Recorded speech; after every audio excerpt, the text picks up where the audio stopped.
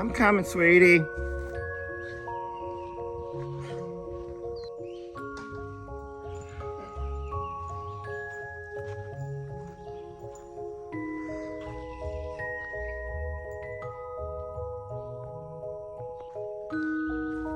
Yeah, I promised you. I promised you. I keep my promises. One for me, one for you, huh?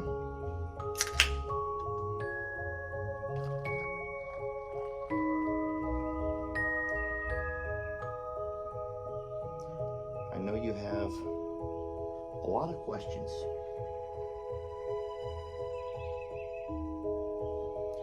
I remember my dad and my grandpa sat down and had a very similar conversation.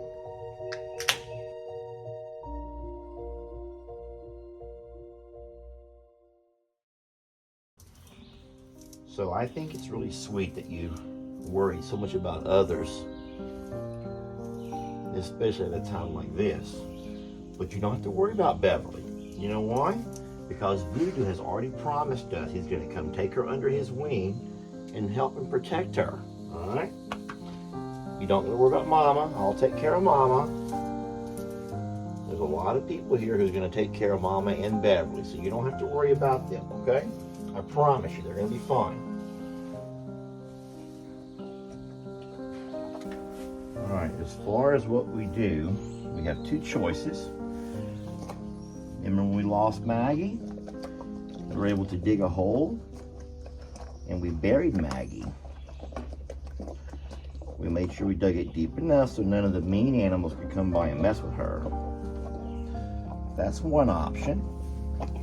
And then, when we lost Pebbles, we carried her down by the river and we made a big fire.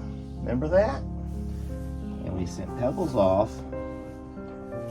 in the cremation ceremony. So that's completely up to you, sweetie. It's your choice. I know that me and Mama just want to thank you for all the wonderful memories. I know, we've had so much fun with you. And guess what? You're going to see Uncle Raleigh again. You're going to love that, to see Uncle Raleigh. He's going to love to see you. He's probably waiting for you. He's probably going to put you back on a wagon, let you pull him all around. You love that, huh? And you're going to see Journey.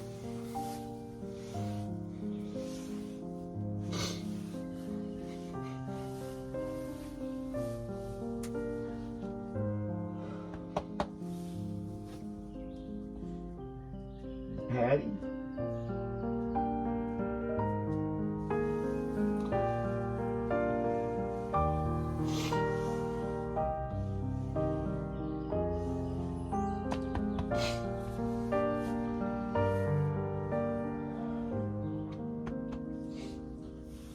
We're gonna miss you.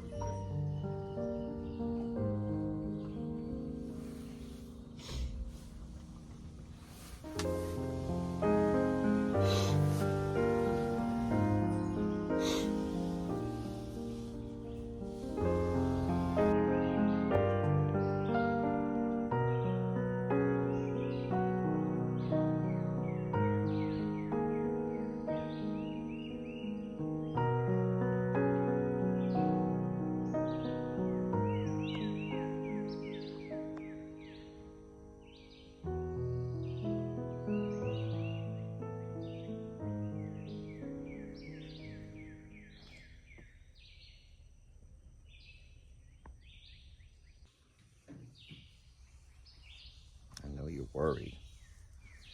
You don't have to be. You're going to be fine.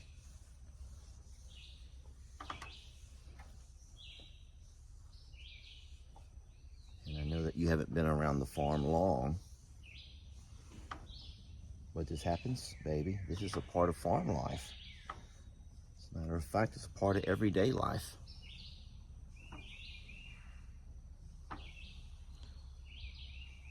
It's the hardest thing about life, actually, is that one day we have to lose those we care about.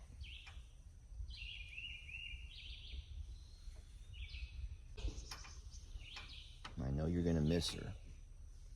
We're all going to miss her. And we're going to miss her together, okay? We're going to miss her together.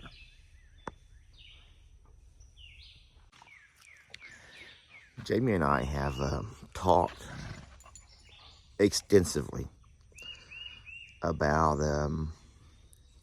how we will take care of Dixie when that time comes.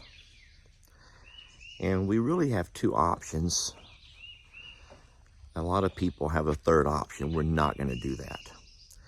But we could rent ourselves a tractor. You have to have the kind with a backhoe.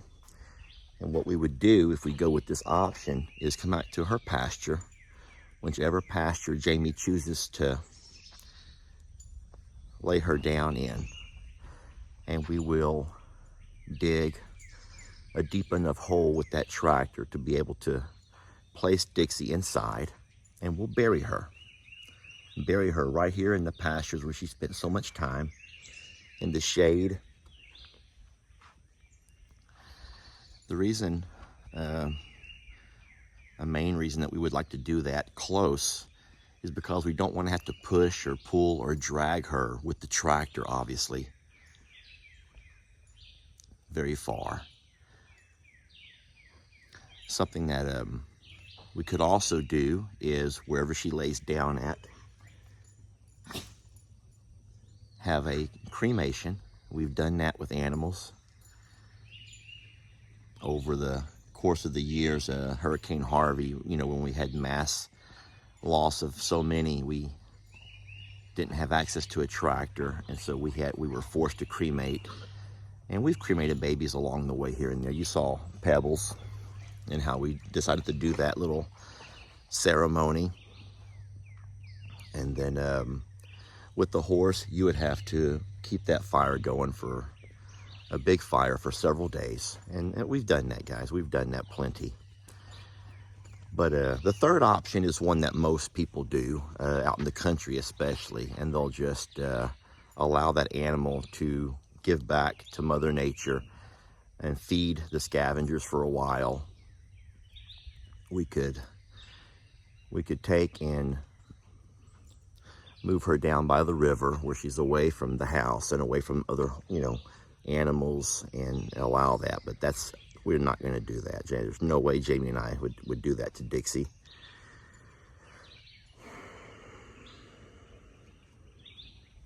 But Jamie and I have talked about it, and we're going to pretty much let Dixie kind of guide us in how she wants to,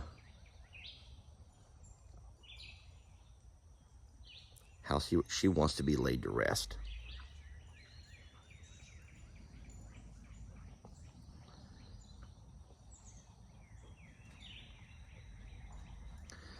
I guess the last thing I'll mention in this particular video is you don't have to worry about Beverly. I mean, you are going to worry. I know you. I know how much you love Dixie. I know how much you're going to worry about Jamie. Beverly seems to be the one that a lot of people are forgetting about in all of this, though. And we are very concerned about Beverly and what this is going to do to her. But what we've been doing is integrating Voodoo a lot. Voodoo more so than Bucky's. Bucky's and Ivy out in the other pasture seem to be fine together. Voodoo does not. No, he doesn't. Voodoo does not mind taking breaks. And so we've been leading Voodoo over. You've seen videos with Voodoo hanging out with Dixie and Beverly. And Voodoo and Beverly share some kind of a, I think they're communicating. I'm sorry if I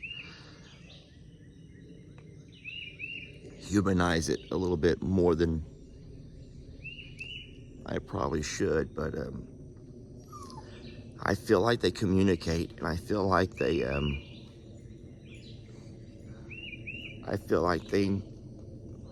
have a plan. And Voodoo is going to play a whole lot larger role in how Beverly transitions to life without Dixie.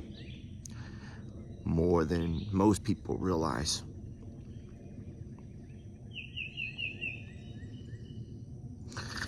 And then the last thing I'll say, and I'll let you go, I promise, is that we're doing this before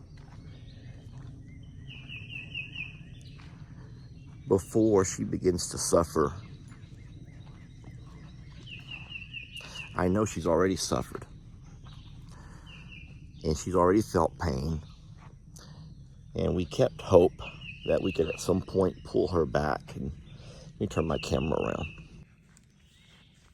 We always held out hope that at some point we could get her, get everything reversed and get her back to health. But we always knew, since she was diagnosed with the tumors, that it would end up costing her life at some point. But we've never wanted her to struggle and suffer. And now she's at a point where she's stopped eating, and she's not drinking, and she's pretty much staying right there inside that wacky pack shack through the entirety of the day. She likes to be inside there.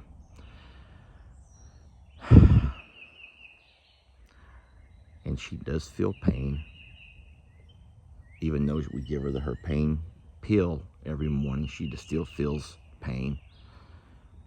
And so today is Wednesday, my time,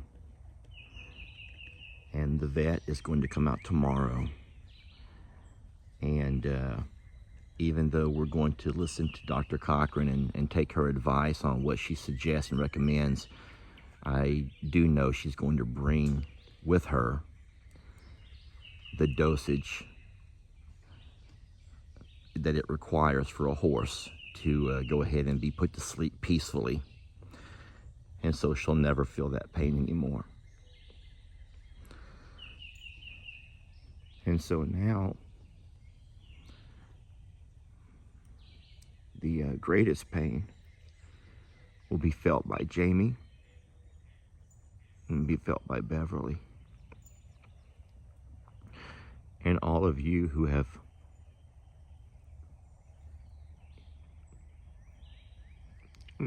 loved her.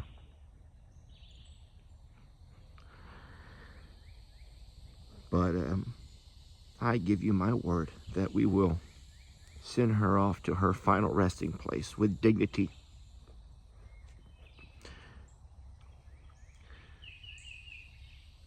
And that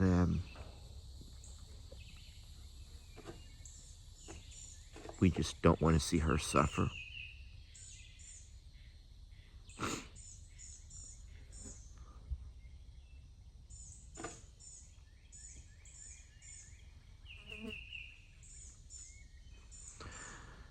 Well, Beverly has my tripod.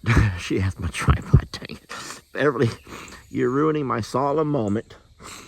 That's Beverly, though. That's Beverly right there. She took my tripod and she snatched it right off the place I had it, and now she's chewing on it.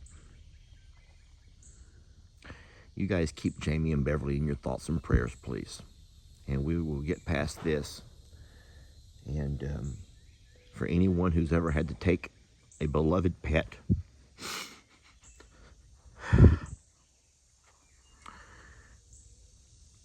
and you've done a very courageous thing in assisting that pet over the Rainbow Bridge. I think it is one of the most courageous acts of love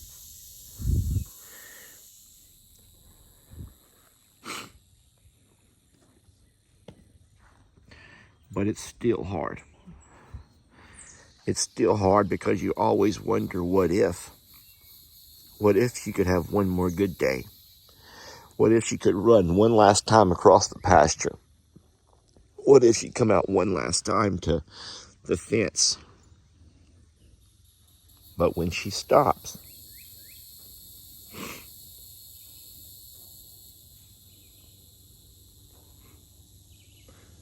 so